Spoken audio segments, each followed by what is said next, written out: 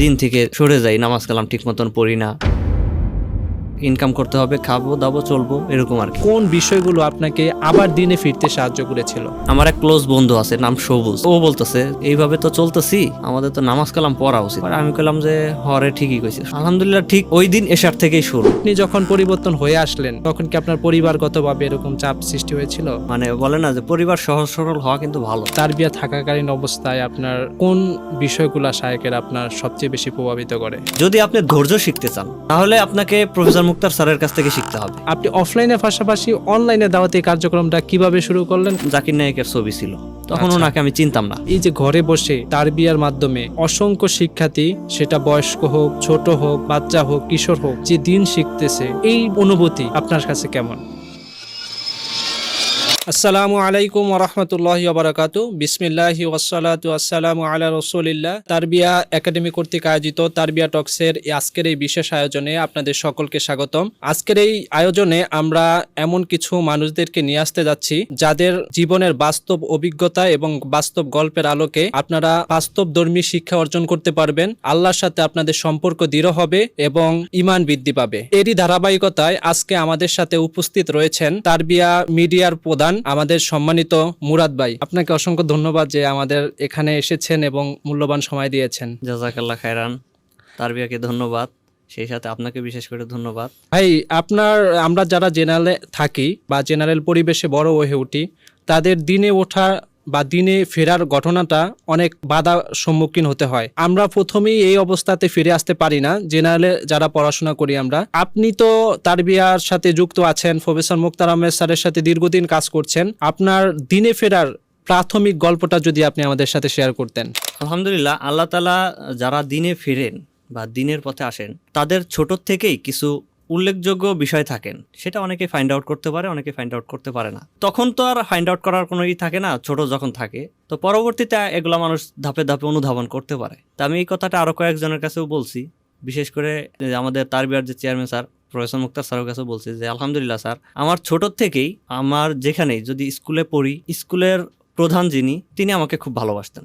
আমি মাদ্রাসা এবং জেনারেল উভয় জায়গায় পড়ালেখা করতাম। তো যখন মাদ্রাসায় পড়ছি তখনও মাদ্রাসার একদম হেড যিনি হচ্ছেন বড় হুজুর আমাকে অনেক ভালোবাসতেন। এমনকি ওনার পুরো ফ্যামিলির লোকজন আমাকে ভালোবাসতেন। এবং এমন কোনো জায়গায় নাই দাওয়াত পেলে উনি সবসময়, আরো অনেক ছাত্র ছিল কিন্তু উনি আমাকে সাথে রাখতেন, উনি আমাকে এতটা ভালোবাসতেন। তো আলহামদুলিল্লাহ ওই বড় হুজুরদের থেকেই আবার যখন মক্তবে পড়ছি, যখন মক্তবে পড়াকালীনও তখন ওই মক্তবের হুজুরে আমাদেরকে, মসজিদের যিনি হুজুর, মক্তব তো মসজিদেই পড়ে, ওই হুজুরে আমাকে বিভিন্ন দায়িত্ব দিয়ে উনি চলে যেতেন বিভিন্ন জায়গায়। আবার বিভিন্ন জায়গায় দাওয়াত থাকলে উনি আমাকে সাথে রাখতেন। বিভিন্ন মসজিদের দেখা গেল অন্য বিভিন্ন দায়িত্ব থাকে না, এইগুলোর দায়িত্ব দিতেন। তো অনেক ছোট ছিলাম কিন্তু তারপরেও দিতেন। আপনি কি স্কুল কোন পর্যন্ত পড়েছেন আর মাদ্রাসা কোন জামাত পর্যন্ত পড়েছিলেন? আমাদের বিভিন্ন জায়গায় থাকার কারণে আমার হচ্ছে কি স্কুলটা এক নাগারে একটা জায়গায় পড়তে পারিনি আমি ঠিক মতন, যার কারণে আমি পিছিয়ে গেছি। আর মাদ্রাসার জীবনে কোরআন শরীফ মক্তবে খতম দিয়েছি, আমপারা যেটা, ওটা আমি এক প্রফেশনাল ভালো মাদ্রাসায় পড়েছি, যার কারণে আমার আরবিটা কিছুটা হলেও আমার উচ্চারণটা ঠিক আছে।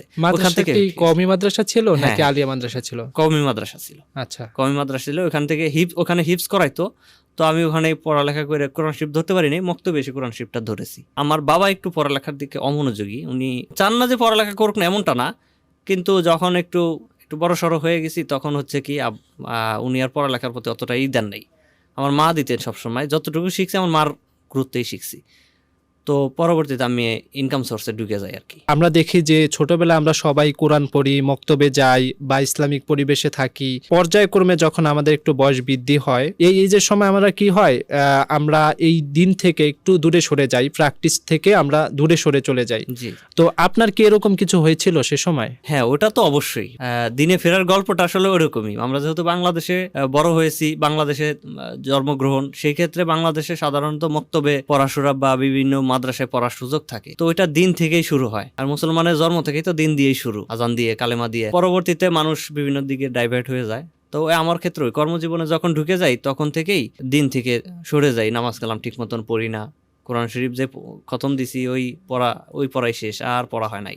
আমি 2010 সনে আমি গার্মেন্টস সেক্টরে ঢুকে যাই। কিন্তু আমার আলহামদুলিল্লাহ আমি কাজের প্রতি একটু মনোযোগী, এটা বলি, এবং মানুষ যদি আমার সামনে কাজ করে আমি মনোযোগ সহকারে ওটা দেখতেও ভালো লাগে। অল্প সময়ের কারণে আমি হচ্ছে কি গার্মেন্টসে ভালো একটা পজিশনে চলে যাই। 1.5 বছরের মধ্যে আমি স্টাফ পর্যায়ে এবং সুপারভাইজার পর্যায়ে চলে যাই। এই যে আপনি কর্মজীবনে ঢুকে গেলেন এবং ওই সময় কিন্তু আপনার দিনের ওই বুঝটা ছিল না, যেটা ছোটবেলায় ছিল সেটা ছিল না। এই যে তারপরে যে আপনি ফিরে আসা দিনের প্রতি, কোন বিষয়গুলো আপনাকে আবার দিনে ফিরতে সাহায্য করেছিল? এখন গার্মেন্টস লাইনে যখন আসি তখন তো আর কোনো দিনের লাইনে নাই, জাস্ট ইনকাম করতে হবে, খাবো দাবো চলবো, এরকম আর কি চিন্তা ভাবনা, টাকা পয়সা চিন্তা ভাবনার মধ্যে চলতে চলতে মাঝে মধ্যে আমি বাড়িতে যাইতাম, যখন কে একজন হচ্ছে ডিস্ক দিয়েছিল, দিছে একদিন যে তোর তো বাসায় ডিভিডি আছে, সিডি আছে, তুই এগুলো একটু দেখিস টিভিতে। ওই সময় অনেক বেশি চলতো ওই সময়টাতে টিভি। তা আমি দেখলাম, দেখে উপরে জাকির নায়কের ছবি ছিল, তখন ওনাকে আমি চিনতাম না, আর পিস টিভি দেখতে হবে ওইরকমটাও ছিল না। তো ওই জাকির নায়কের ভিডিও টিডিও দেখলাম, ভালো লাগলো। পরবর্তীতে ওই ক্যাসেটটা ওইখানেই ফালাই চলে আসছে, আর দেখা হয় নাই, একবারই দেখছি। তো গার্মেন্টস লাইনে যখন ডিউটি করি, কাজ করি, একদিন হঠাৎ করে আমার এক ক্লোজ বন্ধু আছে, নাম সবুজ। ও হচ্ছে কি গার্মেন্টসে দুইজনেই ঢুকবো, তার কিছুক্ষণ আগে রাস্তায় উঠতে হঠাৎ করে ও বলতেছে যে মুরাদ, এইভাবে তো চলতেছি, আমাদের তো নামাজ কালাম পড়া উচিত আসলে। পরে আমি কইলাম যে হরে ঠিকই কইছিস, নামাজ কালাম পড়া দরকার। আলহামদুলিল্লাহ ঠিক ওই দিন এশার থেকেই শুরু, নামাজ ধরছি, এইভাবে চলতে থাকলো। তখন আমি ঢাকা মোহাম্মদপুর আদাবার 16 নম্বরে ওখানে থাকি। তো মাঝে মাঝে আবার ভিন্ন পথে চলে যাই। যেমন আমার একটা অভ্যাস ছিল হচ্ছে ফোনে প্রচুর গান ঢুকাইতাম, 30 টাকা 40 টাকা দিয়ে মেমোরি দিলে মেমোরি লোড করে দিত, ভিডিও অডিও মিলে। ভিডিওটা একটু রেট বেশি ছিল, ভিডিও কম দিত, অডিওটা বেশি দিত। তো যেহেতু গান শুনতাম আর ভিডিও দিয়ে কি করবো, অডিওই শুনতাম। ওই সময় হচ্ছে একটা অভ্যাস ছিল হচ্ছে মাঝে মধ্যে তোফাজ্জল অথবা দেলোয়ার হোসেন সাইদি ওনাদের ওয়াজ শুনলে তো একটু ভাল লাগতো, তখন কি করতাম, মেমোরির সব গান ডিলিট করে দিতাম। একদিন হচ্ছে কি আমাদের মসজিদের সামনে ল্যাংটা একজন লোক ছিল যিনি বিভিন্ন জায়গায় বসতেন, ওনাকে ল্যাংটা বাবা বলে, যদি এটা বলা ঠিক না, বাবা আবার কি ল্যাংটা বাবা। ওখানে উনি বসতো, বসার পরে হঠাৎ করে ওখান থেকে উনি যখন উঠে যায়, কিছু মহিলারা ওখানে জড়ো হয়েছে। ওখানে এমনিতে উনি যখন যেখানে বসে ওখানে লোকজন জড়ো হয়, ফল টল নিয়ে আসে বিভিন্ন লোক। তো উনি চলে যাওয়ার পরে কিছু মহিলা করতেছে কি, ওখান থেকে ধুলা নিয়ে ওনার সন্তানের গায়ে মাখাইতেছে। হ্যাঁ, মসজিদের পাশেই ছিল, ওইটা আমিও দেখতেছি দাঁড়ায়। আমার মনে হইতেছে এটা তো ঠিক না আসলে, কিন্তু দেখলাম কিছু ভাই ওই মহিলাকে বুঝাইতেছে, দেখেন এটা তো ঠিক না, আমাদের কোরআন সুন্নাহ অনুযায়ী এটা ঠিক না, ওখানে বুঝাইতেছিল, খুব স্মার্টলি বুঝাইতেছিল। আমার ভাল লাগলো, আমি ওনাদের পিস যাই, ওনারা দেখি একবার এখানে দাঁড়ায় কথা বলে, আবার ওখানে যায় কথা বলে, বিভিন্ন সময় আসে না একটু যায় কথা বলে, মানুষের সাথে কথা বলতেছে, কোরআন হাদিসের কথা বলতেছে। ওরা কি মানে একটা দল ছিল? না, দল না, আসেন এলাকার মধ্যে কিছু ভাই ব্রাদার তারা মিলে আর কি এলাকাতে দাওয়াতি কার্যক্রম করতো। দাওয়াতি বলতে প্রফেশনালি দাওয়াতি কাজ করতে হলে এরকম না, ওনাদেরকে বেশি একটা দেখি নেই, হয়তো ওনারা বেশিরভাগই ছিল হচ্ছে কি গার্মেন্টস সেক্টরে, ওনারাও কাজ করতো, ওই গার্মেন্টসে কর্মীরাও তারা এই দাওয়াতি কাজ করতো কাজের ফাঁকে। হ্যাঁ, ওই সুবাদে আমি একটু চিনতাম, চেহারা চিনতাম, কিন্তু বেশি একটা পরিচিত ছিল না, কারণ ওনাদের সেক্টর আমাদের সেক্টর আলাদা ছিল, অতটা পরিচিত ছিল না। কিন্তু আমি যে কথা শুনতেছি তো, আর ওনাদের পিস ঘুরতেছি যে দেখি কখন কি বলে। তখন নামাজ কালাম আলহামদুলিল্লাহ পড়ি। এক পর্যায়ে আমার হচ্ছে কি, আমি তবলিগে আমাকে আমির সাহেব আমাদের এলাকার, উনি হচ্ছে আমাকে 3 দিনের জন্য সময় চাইলো, আমি সময় দিলাম, সমস্যা নেই। যখন গেলাম তখন আমার ওই যে প্রশ্ন করার একটা অভ্যাস আছে, প্রশ্ন করলাম যে ভাই এটা তো একটা হাদিসের কিতাব, তার সবচেয়ে ভালো হাদিসের কিতাব কোনটা, আমি ওইটা একটু কিনতে চাই। পরে আমাকে ওখানে একজন তবলিগের সাথী ভাই, উনি বলতে যে সবচেয়ে ভালো কিতাব হবে আপনি যদি বাংলা বুখারিটা কিনতে পারেন, ওখানে যত হাদিস আছে আপনি চোখ বন্ধ করে মানতে পারবেন, বিশ্বাস করতে পারবেন। নামটা শুনছি, তখন থেকে টার্গেট একটা বুখারি কিনবো। এইভাবে চলতে চলতে এক সময় হচ্ছে কি, ওই যে কিছু ভাই দাওয়াতি কাজ করতো, ওনারা মসজিদে আসা যাওয়া করতো, তা ওনাদেরকে যখনই দেখতাম যে কোনো জায়গায় গেলে আমি ওনাদের যতটা কাছাকাছি থাকতে চেষ্টা করতাম আর কি। দেখতাম বিভিন্ন সময় বিভিন্ন আলোচনাটা করে, আমি ওনাদের সাথে কথাই এক পর্যায়ে ভালোই করি যে ভাই শুনছি যে বুখারি হাদিসের কিতাব নাকি অনেক ভালো, আমি তো জানি না, এখন ওইরকম একটা কিতাব আমি কিনতে চাই, কিভাবে কি করা যায়। তো ওর মধ্যে একজন ভাই বললো যে আচ্ছা ঠিক আছে, সময় সাপেক্ষে কথা হইব নি। পরে আরেকবার অন্য ওয়াক্তে নামাজের সময় হচ্ছে কি, আমাদের ওনার নাম হচ্ছে আবু সাইদ ভাই, উনি আমাকে বললো মুরাদ ভাই আপনি আগামী শুক্রবার ফিরে আসেন কিনা। আমি বললাম যে হ্যাঁ ফিরে আছি, আমাদের বন্ধ থাকে তো, তাহলে আপনাকে এক মসজিদে আমরা নিয়ে যাব, আপনি একটু আমাদের সাথে যাবেন। মসজিদটা হচ্ছে ঢাকা মোহাম্মদপুর আলামিন জামে মসজিদ।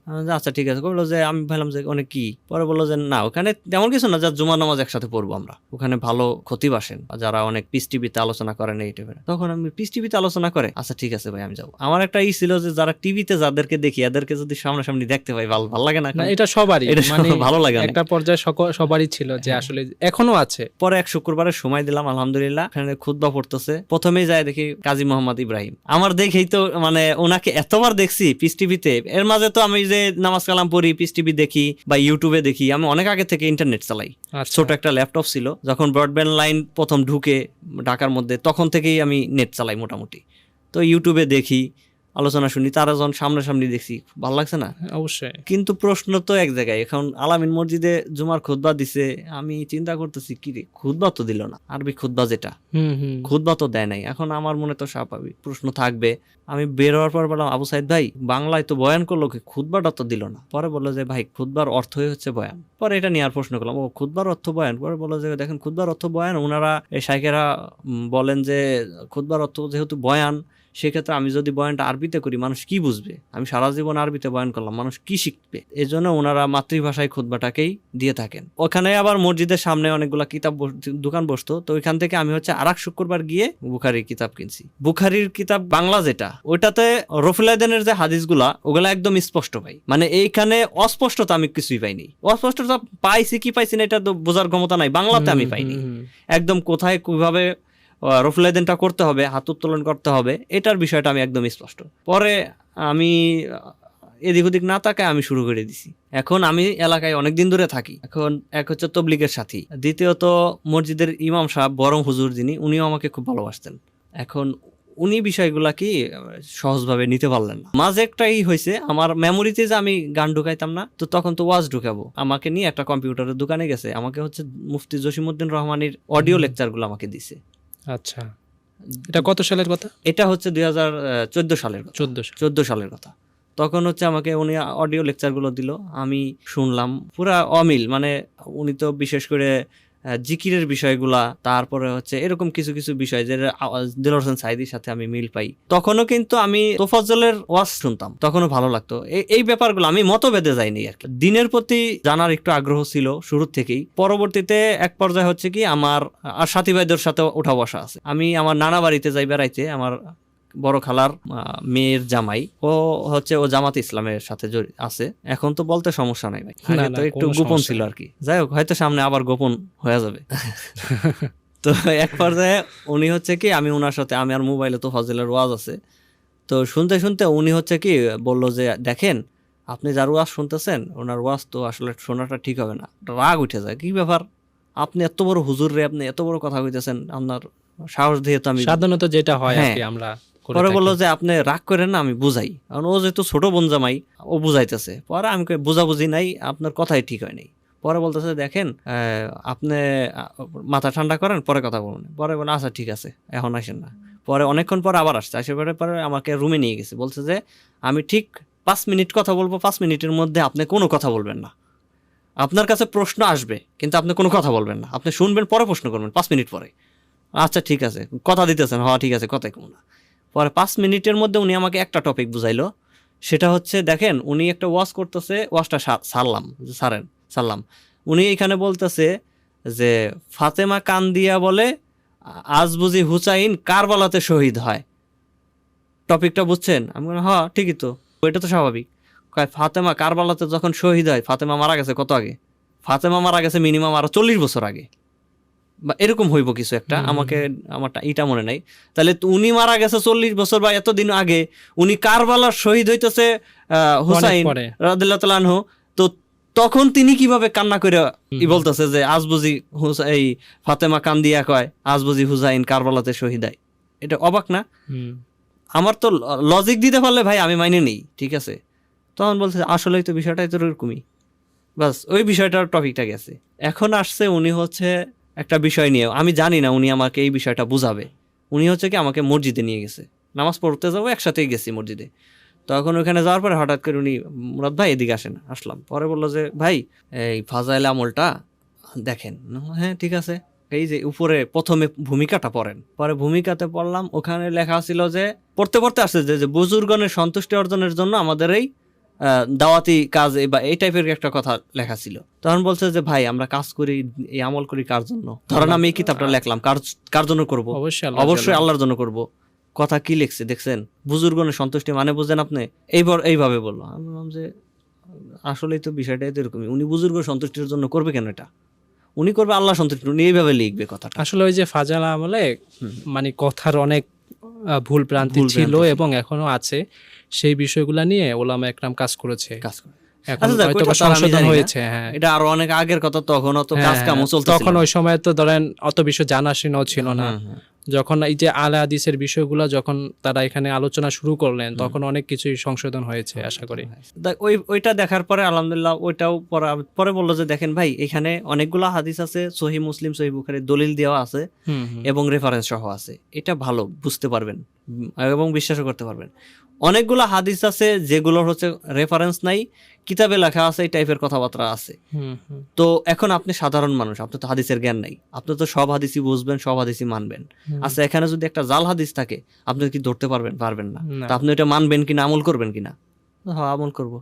এই কারণেই উনি কি করলো, বললো যে এই কারণেই এই হাদিসটা, এই কিতাবটা পড়া যাবে না ভাই, কারণ আপনি তো বুঝবেন না। একজন আলেম পড়ে ধরতে পারবে যে এখানে কোনটা ঠিক কোনটা বেঠিক, কিন্তু একজন সাধারণ মানুষ কোনোদিন পড়তে পারবে না।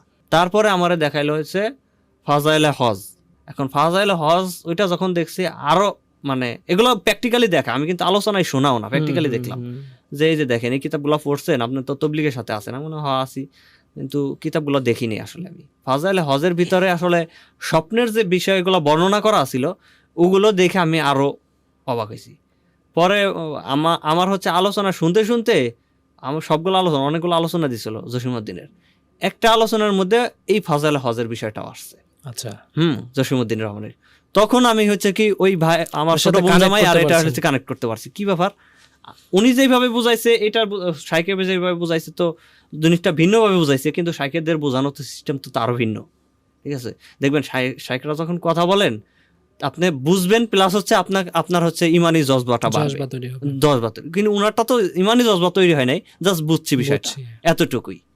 যাক, এইভাবে চলতে চলতে আলহামদুলিল্লাহ পরে এগুলা থেকে আমি যখন আবার ঢাকায় আসছি, আবার এগুলা থেকে যখন ইগনোর, এখন তবলিগের আমির সাহেব আমাকে দাওয়াত দেয়, আমি বলি যে না, আমি হচ্ছে না, আমার যাওয়া হচ্ছে না, বা ইগনোর করতেছি। উনি বুঝতে পারতেছেন, কিন্তু যেহেতু রফুল আদান শুরু করছি, তো সেই ক্ষেত্রে এই সময়, ইমাম সাহেব, এই সময়টাতে কি আপনি মানে ফুল দিনের জন্য কাজ করতেছেন বা আমল করতেছেন কিনা? হ্যাঁ, এই সময় Continuous? শুরু করছি আর কি, আচ্ছা, এই সময় শুরু করছি আলহামদুলিল্লাহ। এখন হচ্ছে যেহেতু ওনার সামনাসামনি একটু ভিন্ন রকমের, যেহেতু রফুল আদান করা নামাজের এই বিষয়গুলো, ওনারা হচ্ছে কি ইমাম সাহেব এবং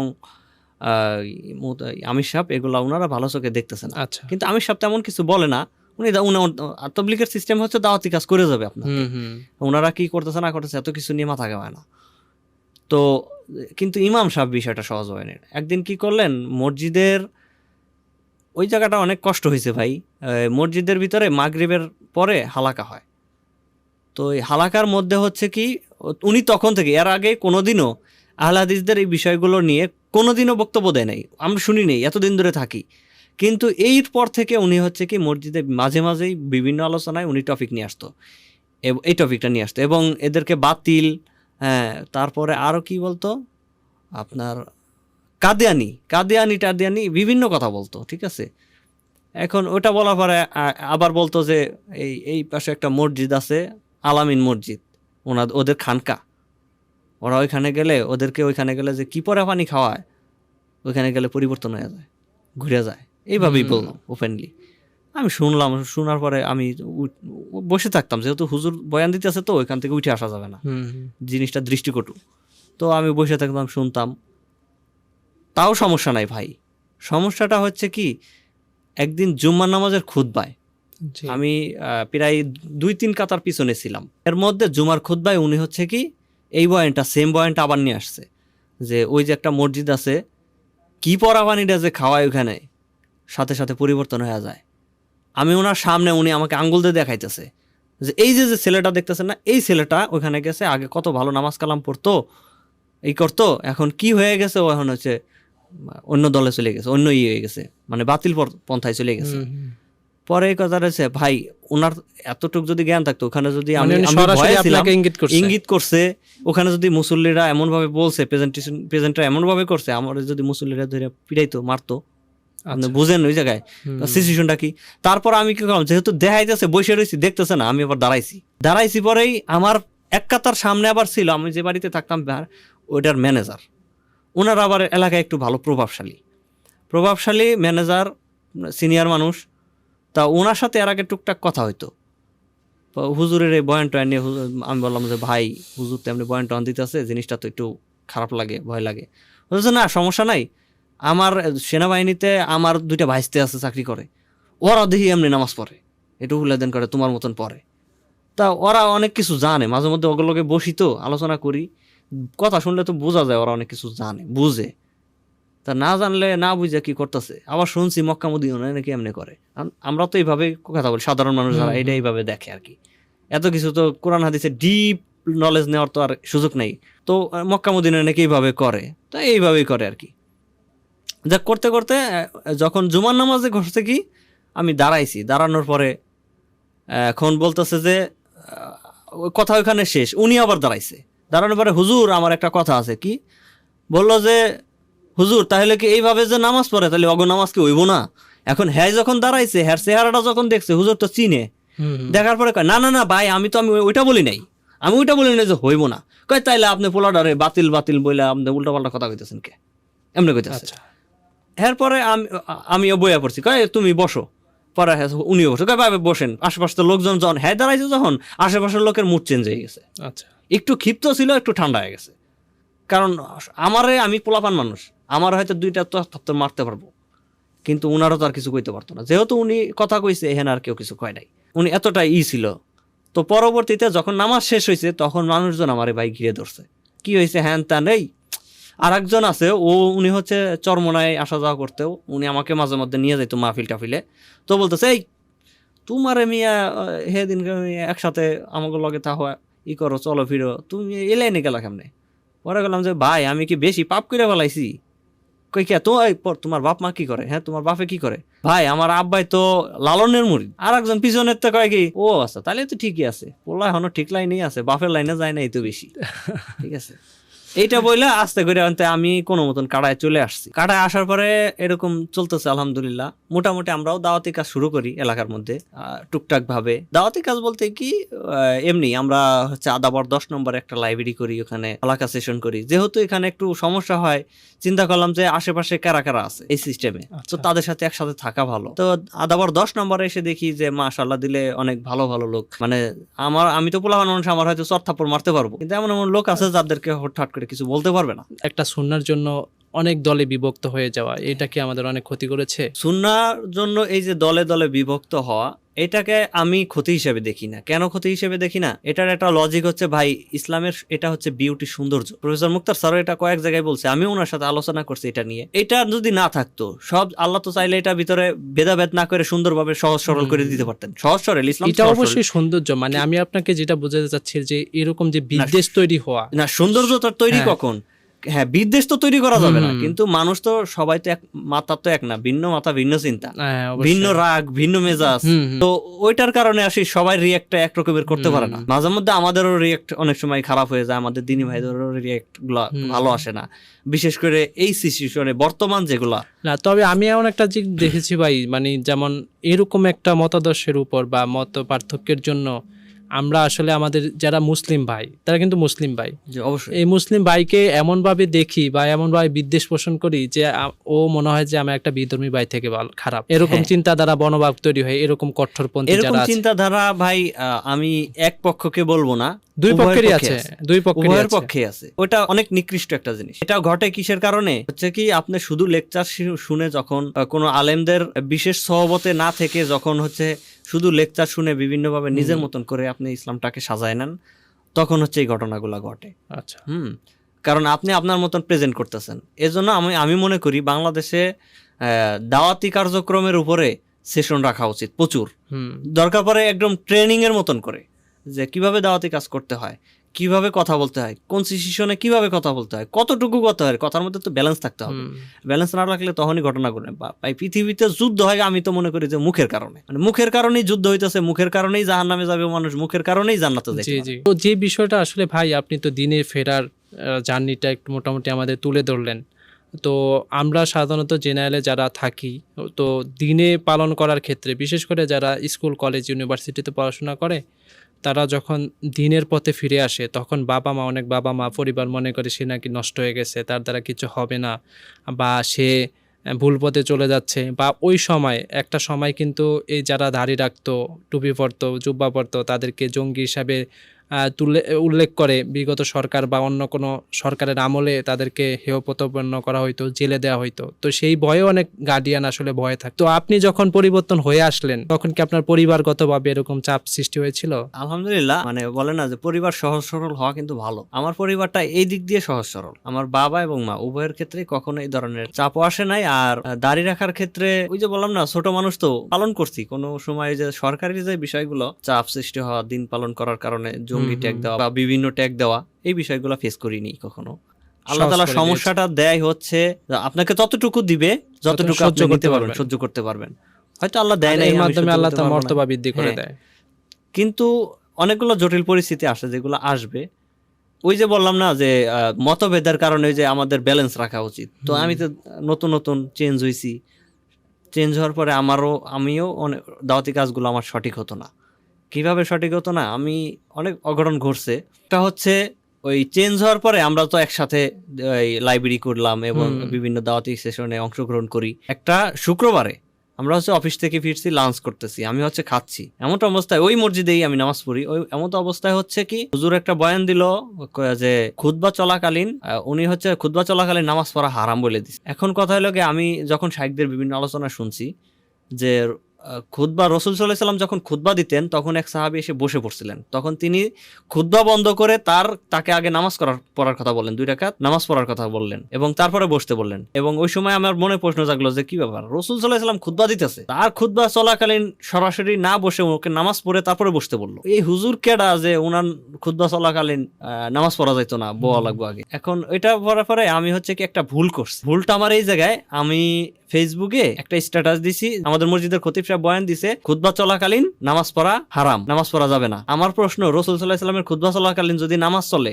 নামাজ পড়া লাগে, তাহলে উনি কেডা? এইভাবে আমি লিখছিলাম। তো এইভাবে লেখার কারণে এলাকার যে কিছু লোকজন ছিল ওরা হচ্ছে, আমি ওইটা ইন্টেনশন করে যদিও লিখিনি, কিন্তু আমার এটা ভুল, এটা আমি স্বীকার করি। এইভাবে আমার লেখাটা ঠিক হয়। পরে যখন আমি এটা লিখছি, লেখার পরে এখন হচ্ছে এলাকার কিছু পোলাপান হুজুরের কাছে নিয়ে এটা নালিশ দিছে। দেওয়ার পর আমি হচ্ছে জোহরের নামাজ পড়ে হচ্ছে আমি যখন নামাজ পড়ে বের হই তখন হচ্ছে কি হুজুর আমাকে ডাক দিছে। ডাক দিয়েই আমাকে হচ্ছে কি 2টা চটকানা মারছে, থাপড় মারছে। হ্যাঁ, 2টা চটকানা মারছে কলার ধরে, হুজুরে, বড় হুজুরে। চটকানা মারার পরে আমি বুঝতে পারিনি কি হইলো। পরে বলছে যে ওই এলাকার লোকজন সবাই ছড়াই দিছে যে ও হুজুরের সাথে বেয়াদবি করছে। পরে আমি ওখানে বসে আছি, মসজিদের সিঁড়িতে বসে আছি। আপনার তখন এজ কত ছিল, মানে বয়স কত ছিল? 22, 30 এরকম হইব। আমার বয়সটা তখন খেল নাই। ওই সময় এই কাজ করছে হুজুর।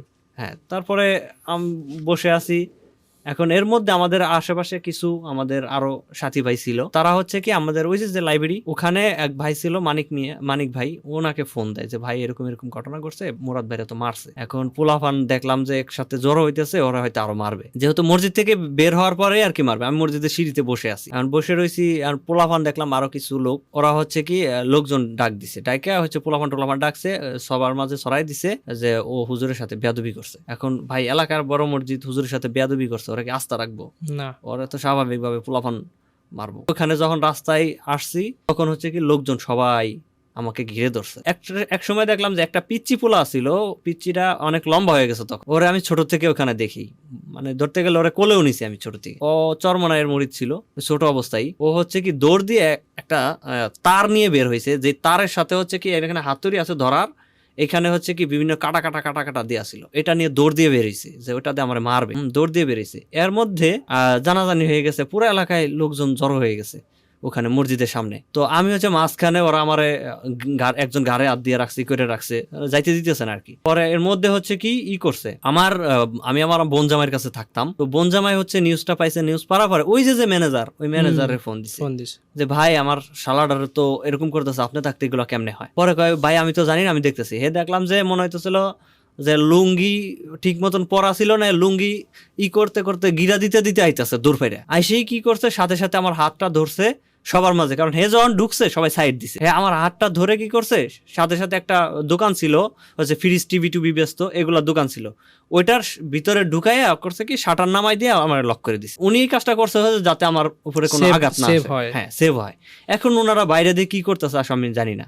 ওনারা হাউ কাউ করতেছে, অনেক চিল্লাচিল্লি করতেছে, শাটার পেঁচা ঘুষাইতেছে, লাইতেছে। হ্যাঁ, আর উনি এদিক দিয়ে কইতেছে যা সবাই যায় আনতে, যেহেতু উনি সিনিয়র উনি বলতো তুই তুকারি করে বলতো পোলাপান রে যা আনতে যা, তোরা এনে গেন্দাম করতেছিস কে, ও হচ্ছে আমার লোক, আমার বাসায় থাকে, ও আমার অধীনে আছে, তো ওরে মারলে পরে আমার নাক লজ্জা কই যাইবো, হ্যাঁ আমার মান সম্মান কই যাইবো, তোরা যদি আপনি ওই সময় জব করতেন? আমি ওই সময় জব করি, হ্যাঁ গার্মেন্টসে আচ্ছা। জব করি। ওই সময় লাঞ্চে বেরিয়েছি ভাই, আমার অফিসে আর ঢোকা হয় নাই।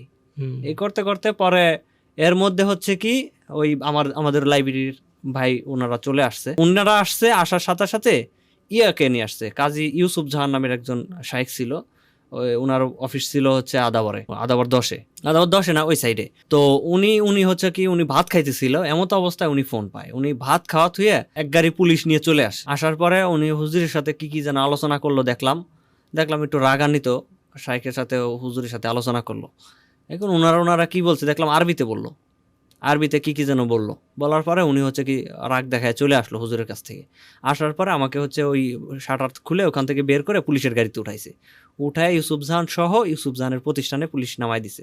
আর সাথে করে পুলিশ নিয়ে বলছে যে ভাই তুমি পোস্টার ডিলিট করে দাও।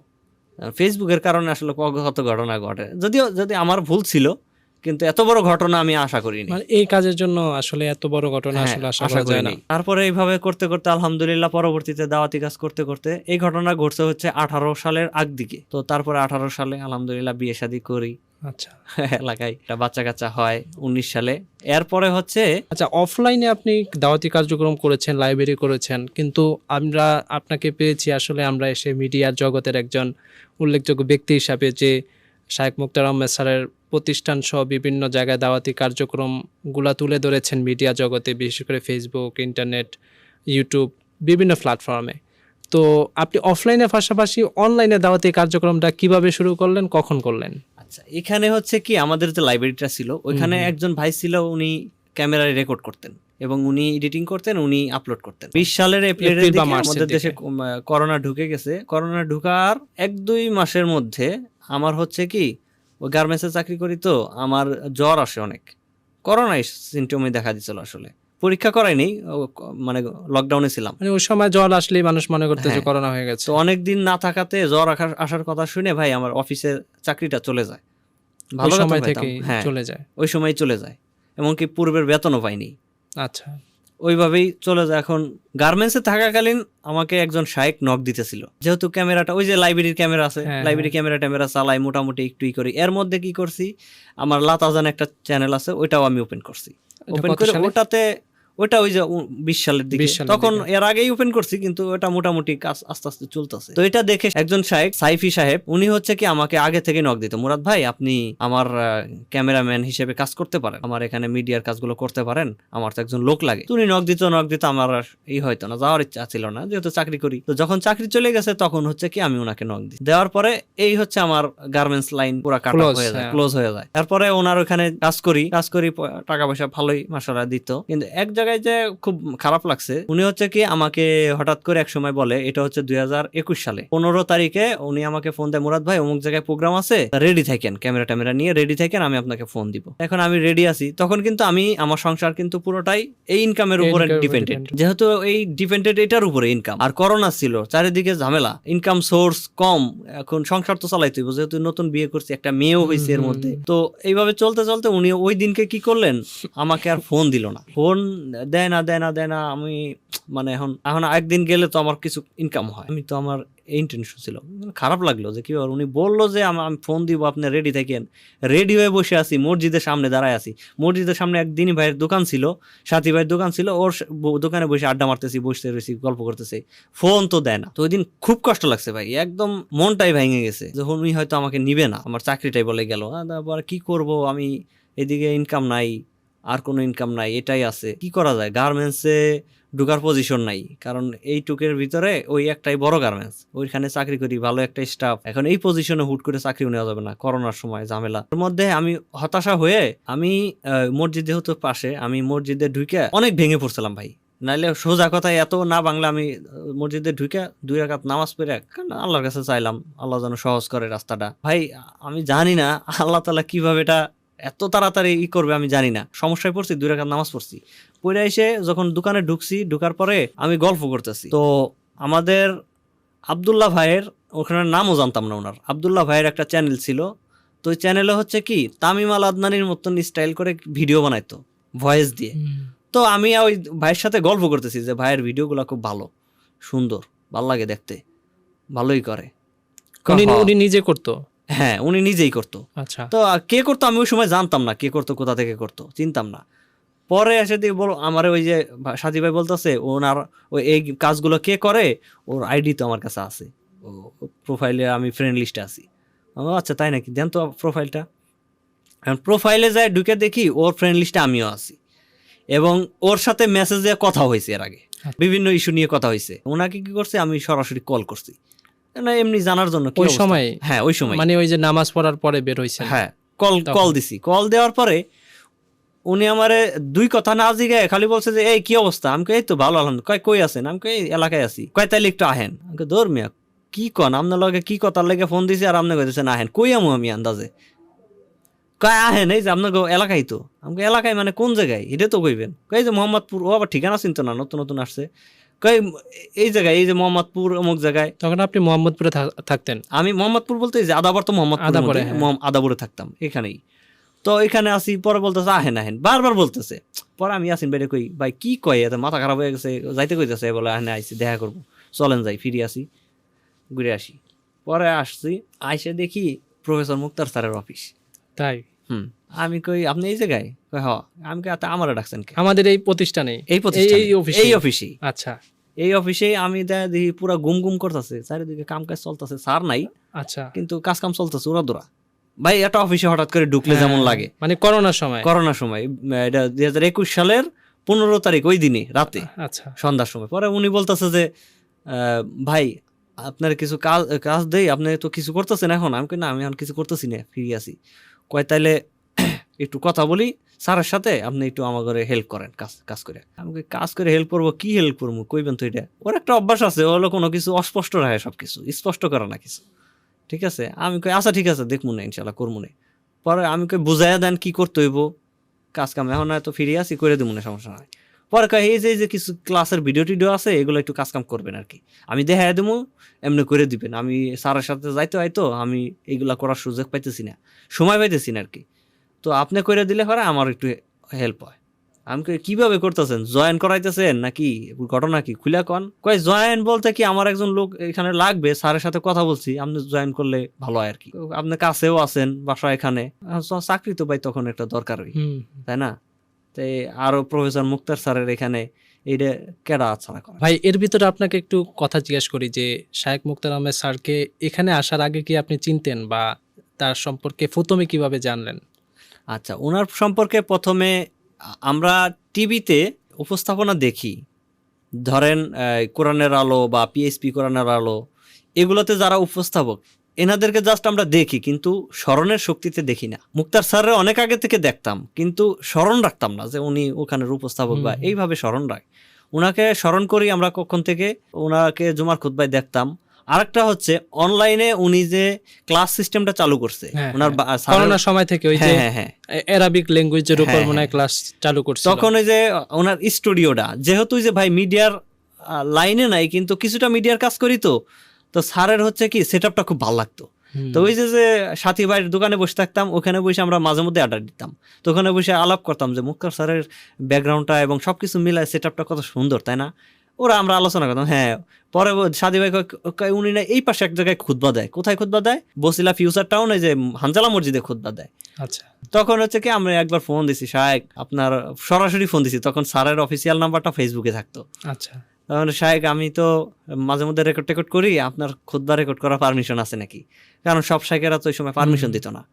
তখন বলছে হ্যাঁ হ্যাঁ কোনো সমস্যা নাই, আপনি আসতে পারেন। তখন একটা খুতবা রেকর্ড করি, তখনকার কিছু খুতবা আছে, মানে এটা জয়েন করার আগে। আচ্ছা, ওখানে ওই সময় কি স্যার আপনাকে চিনতো? না, ওই একবারই দেখা হয়েছে, আর দেখা আর যখন মানে অফিসে আসছিলেন তখন কি আপনাকে চিনতে পারছে যে আমি আপনাকে তো একটা ফোন দিয়েছিলাম? ওই একবার রেকর্ড করছি, তো স্যারেরও তো খেয়াল নাই, স্যারের সামনে দিয়ে কত লোক আসা যাওয়া করে, খেয়াল নাই, তারপরে এখানে জয়েন করি। জয়েন করার পরে আলহামদুলিল্লাহ। আপনি একটা সংকটে পড়েছিলেন, তারপরে ইনস্ট্যান্ট আপনি সালাতুল হাজত পড়লেন, দোয়া করলেন এবং ইনস্ট্যান্টই রেজাল্ট পেয়ে গেলেন। এরকম ঘটনা কি আর ঘটেছিল আপনার লাইফে? আরো কয়েকবার ঘটছে, অনেকবার, আলহামদুলিল্লাহ এটা ঘটছে। তা- অনেকবার অনেক বিপদ থেকে তো মানুষ যে পাইছি। হতাশ হয়ে যায় বা কোনো পরিস্থিতি বিপদে পড়ে, তাহলে তার তো একটাই অস্ত্র হওয়া উচিত, সেটা হচ্ছে নামাজ, অবশ্যই ধৈর্য আর দোয়া। এটা অবশ্যই, একদম অবশ্যই, এবং কবুল হোক বা না হোক হুম, আপনাকে করতে হবে, করতেই হবে, করতেই হবে। এছাড়া আর পথ নাই, কবুল না হওয়ার মধ্যে হয়তো আপনার কল্যাণ আছে। কল্যাণ আছে। আপনি যেটা দৃষ্টিভঙ্গিতে বুঝতেছেন যে এটা হইলে আমার জন্য হয়তো ভালো হইতো, ভালোই তো, হুম, এখন ভালো হইতো, এখন আপনার দৃষ্টিতে ভালো হইতো, হয়তো ওইটা আল্লাহর দৃষ্টিতে। আল্লাহর, আমি শায়েখদের কাছে যেটা জানতে পারি সেটা হচ্ছে আল্লাহ তাআলা দোয়া কবুলের অনেকগুলো বিষয় হচ্ছে, কিছু দোয়া উনি দুনিয়ার জন্য দেন, কিছু দোয়া আখিরাতের জন্য দেন, আবার কিছু দোয়া দোয়ার পরিবর্তে অন্য কিছু পরিবর্তে দেয়। অন্য কিছু দেন। হুম, তো এই বিষয়গুলা তো আলহামদুলিল্লাহ শায়েখদের আমি প্রচুর আলোচনা শুনি ভাই। আমার একটা অভ্যাস হচ্ছে আলোচনা শোনা, কিন্তু আমি বই পড়তে ভালো লাগে না, আমার হুম। পড়তে ভালো লাগে না, কিন্তু আমি আলোচনা শুনি প্রচুর। আচ্ছা, এই যে তাহলে তারবিয়াতে আসলেন, তারবিয়াতে দীর্ঘ যাত্রা, এখনো আলহামদুলিল্লাহ তারবিয়াতে আছেন এবং তারবিয়ার মিডিয়া টিমকে আপনি পরিচালনা করতেছেন। তো তারবিয়া থাকাকালীন অবস্থায় আপনার শায়েকের সাথে কাটানো স্মৃতিগুলা বা কোন বিষয়গুলা শায়েকের আপনার সবচেয়ে বেশি প্রভাবিত করে? যদি আপনি ধৈর্য শিখতে চান তাহলে আপনাকে প্রফেসর মুক্তার স্যারের কাছ থেকে শিখতে হবে। আমি মনে করি যেহেতু ওনার সহবতে আছি, তো ওনার কাছ থেকে শিখতে হবে। কারণ হচ্ছে অনেক জটিল পরিস্থিতিতে আমি দেখছি উনি কিভাবে নিজেকে কন্ট্রোল করেন। কন্ট্রোল করেন। ওনার মধ্যে একটা জিনিস হচ্ছে, উনি ওনার সাথে আপনি রাগ করবেন, হয়তো উনি আপনার সাথে রাগ করবে, কিন্তু এটা লাস্টিং করবে না, হুম, খুবই কম সময় লাস্টিং করবে। এবং কি অনেক সময় আছে আপনি যদি বিপরীত খুব পজিটিভ একটা কথা বলতে পারেন, উনি সাথে সাথে উনি পরিবর্তন হয়ে আপনার সাথে পজিটিভ আচরণ করবে, একদম সাথে সাথে। শায়েকের কাছ থেকে আমরা আসলে এখানে কাজ করতেছি, মানে যে তিনি যে মালিক বা চেয়ারম্যান, মানে সেটার মধ্যে পার্থক্য রাখেন না। হয়তোবা আমরা অনেক রাগ করি বা আমরা অনেক কথা স্যারের মেনে চলতে পারি না, কিন্তু তারপরও তিনি আমাদেরকে গাইড করেন। এটাই হয়েছে আপনার সাথে? এটা আমার ক্ষেত্রে হয়েছে। আর এই যে যেটা বললেন যে উনি এজ এ প্রতিষ্ঠানের মালিক, কিন্তু উনার বিহেভিয়ার আমাদের সাথে হুম, অনেক ক্ষেত্রে আছে শায়েকের সাথে আমরা রাগ করি, আমরা রাগ মানে করি, শায়েক হ্যাঁ। রাগ করবে সেখানে আমরা রাগ আমরা করি। উল্টা রাগ করি। আমরা উল্টা রাগ করি সেখানে শায়েক করে। এবং কি আমাদের সাথে যে শায়েকের আচরণ, শুধু আমি বলবো শুধু শায়েকের আচরণ না, শায়েকের পুরো ফ্যামিলির যে আমাদের সাথে যে বিহেভিয়ার, যে এজ এ আর এরা তো অফিস স্টাফ বা এই নজরে দেখা, হুম, শায়েকের পুরো ফ্যামিলির মধ্যে এটা নাই। আপনি কথা বলবেন, আপনাকে ওনারা নিজের লোক মনে করেই কথা বলবে, নিজের ভাবেই কথা বলবে এবং আপনাকে ওইভাবেই সম্মানটা করবে। এটা শায়েকের পুরো ফ্যামিলির মধ্যে আছে আলহামদুলিল্লাহ। তা ব্যক্তিগতভাবে আমি শায়েকের কাছ থেকে একটা জিনিস সবচেয়ে বেশি শিখেছি, সেটা হচ্ছে পরিশ্রম। যে শায়েক এত পরিমাণ কাজ করে যে তারা আসলে তাদেরকে আল্লাহ তাআলা কেন এত মর্যাদা দান করেছে বা এই লেভেলে নিয়ে গেছেন, সেটা এই আমি জায়গায় অন্য মাঝে একটা মধ্যে- মনে করি পরিশ্রম। ভাই, এই যে তারবিয়াতে আছেন আপনি দীর্ঘদিন পর্যন্ত, আপনার হাত ধরে আলহামদুলিল্লাহ আমাদের তারবিয়া প্রতিষ্ঠান এবং এবং অনলাইন যে প্রচার প্রসার, এটা অনেক অগ্রগতি হয়েছে এবং আপনি এর মূলে ছিলেন আলহামদুলিল্লাহ। তো এই যে আপনার অনেক সময় শুনতে পান যে আপনার এই বক্তব্যটা আমেরিকা থেকে দেখছে বা বিশ্বের অনেক দেশ থেকে দেখছে, বা এই যে ঘরে বসে তারবিয়ার মাধ্যমে অসংখ্য শিক্ষার্থী, সেটা বয়স্ক হোক, ছোট হোক, বাচ্চা হোক, কিশোর হোক, যে দিন শিখতেছে, কোরআন শিখতেছে, হাদিস শিখতেছে, রসুলের জীবনাদর্শ ধারণ করতেছে, যে দেশে পৌঁছাও আমাদের পক্ষে সম্ভব হইতো না, সেটা এই তারবিয়ার কল্যাণে আমরা করতে পেরেছি বা আল্লাহ তাআলা আমাদেরকে করার তৌফিক দান করেছেন। এই অনুভূতি আপনার কাছে কেমন? ভাই এই অনুভূতি তো অবশ্যই ভালো এবং অনেক অনেক আনন্দ দেয়। তবে আমি সবসময় কাজ করি হচ্ছে, আমার কাজের ক্ষেত্রে আমার নিয়ম হচ্ছে আমি প্ল্যান করব, পাশাপাশি কাজও করব। এমন না যে প্ল্যান করে অন্যের উপরে চাপায়া দিব, এই জিনিসটা আমার ভালো লাগে না। কারণ আমি যেভাবে প্ল্যানটা সাজাইছি, আমি যেভাবে করতে পারবো ওইটা অন্য কেউ করতে পারবে না, এটা স্বাভাবিক। আর একটা হচ্ছে যখন বাইরের থেকে শুনি, বিশেষ করে স্যারের মুখ থেকে একটু শোনা যায়, কারণ অনেকে আলোচনা শুনে আমাকে তো পাবে না, সাধারণত স্যারকেই, যার স্যারের ক্লোজ তারা হয়তো ম্যানেজ করে স্যারকে কল দেয় এবং বলে।